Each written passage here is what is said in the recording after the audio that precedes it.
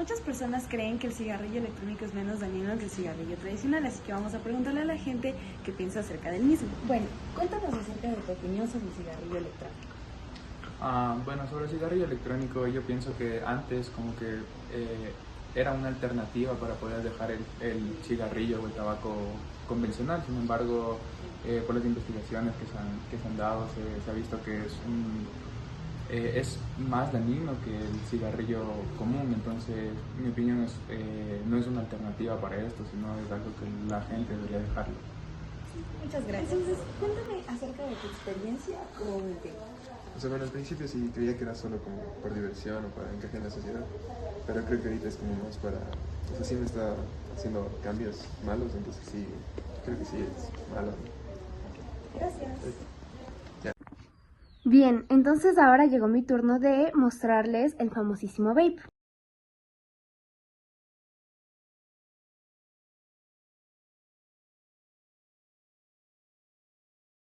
Ahora, como pudieron ver en el video, estos cigarrillos electrónicos, vapes, vapeadores, entre muchos otros nombres, básicamente son dispositivos que son alimentados por una batería.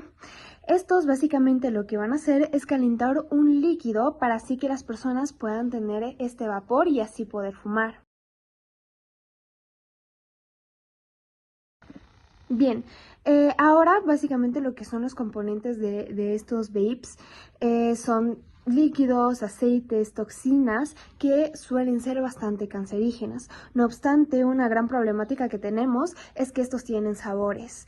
Hay de frutilla, manzana, combinaciones que llaman bastante la atención a las personas, lo que hace que su consumo sea bastante alto en la actualidad, sobre todo en jóvenes o en personas que están intentando dejar de fumar.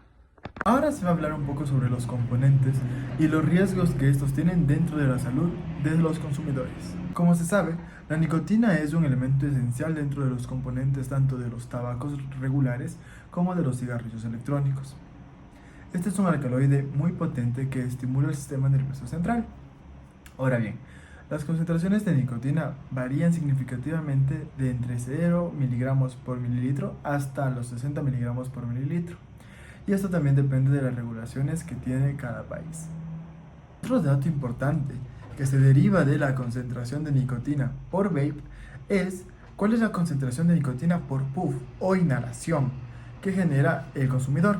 Ahora, hay que tener en cuenta que una inhalación puede tener entre 3 a 5 puffs y que más o menos cada uno de estos puffs puede generar una ingesta de 1 o hasta 15 miligramos de nicotina.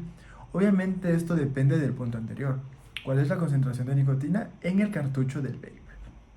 Si nos ponemos a hablar sobre los efectos que tiene la nicotina, lo podríamos dividir en efectos a corto y a largo plazo.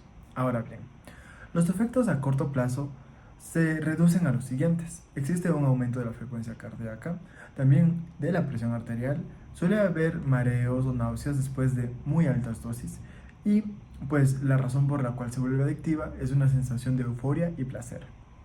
Por otro lado, los efectos a largo plazo en un consumo regular de nicotina se podría decir que son la dependencia y adicción, problemas cardiovasculares, alteraciones en el desarrollo cerebral de los jóvenes y un posible aumento de trastornos mentales.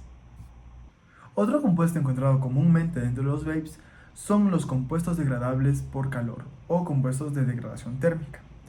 Estos son químicos líquidos que al contacto con altas temperaturas se llegan a volver vapor, el mismo que los usuarios inhalan.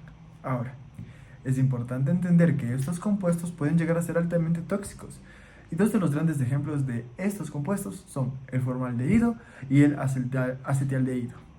Cuando hablamos de las concentraciones de estos elementos dentro de los vapes, es un tema muy complejo del cual determinar porque estos varían mucho dependiendo de qué líquido se utilice para el dispositivo y de la temperatura a la que llega el mismo. Por ejemplo, el formaldehído se produce al calentar a altas temperaturas la glicerina y depende de la cantidad de glicerina y a la vez de la temperatura a la que llega este dispositivo para que haya una gran o baja concentración del formaldehído. Normalmente a más temperatura hay más concentración. Esto actúa de la misma manera también para el acetaldehído y para la acroleína. Ahora bien, estos elementos no tienen unos efectos negativos a corto plazo, pero sí a largo plazo, entre los cuales los más importantes son la irritación de las vías respiratorias y de los pulmones. Hay inflamación de las células epiteliales de los pulmones y por última parte aporta a la producción de enfermedades crónicas como cáncer en el pulmón. Hay más compuestos en los vapes como el diacetilo, el acetilpropionilo y la acetona. Son compuestos que dan sabor a los vapes, pero esto puede causar una enfermedad grave llamada bronquiolitis obliterante, conocida como pulmón de maíz. Esto ocurre porque daña las pequeñas vías respiratorias, causando inflamación y cicatrices irreversibles. Por otro lado, también están las nitroaciaminas, que son carcinógenas. Estos aumentan el riesgo de cáncer pulmonar a largo plazo. Estas sustancias también generan inflamación crónica y pueden provocar enfermedades como la enfermedad pulmonar obstructiva crónica o EPOC. Esto también incluye la fibrosis pulmonar. A corto plazo, estos químicos irritan las vías respiratorias, causando tos, opresión en el pecho y dificultad para respirar. Por lo que lo más alarmante es que aunque no fumes vape todos los días, esto puede dañar tus pulmones porque es acumulativo. Si bien no existe información suficiente sobre el uso de vapeadores y sus consecuencias, la revista CES de Salud Pública y Epidemiología realizó un estudio en el cual todos los pacientes que utilizaban vapeadores se determinó que sufrían injuria pulmonar grave. En un estudio realizado en una población de 98 personas, el 76% terminó requiriendo oxígeno suplementario, los 22% terminó requiriendo respiración mecánica no asistida y finalmente el 26% requirió intubación con respiración mecánica. En el año 2021, cerca de 2.800 personas en Estados Unidos terminaban siendo hospitalizadas por injuria pulmonar grave y 68 de estas personas murieron.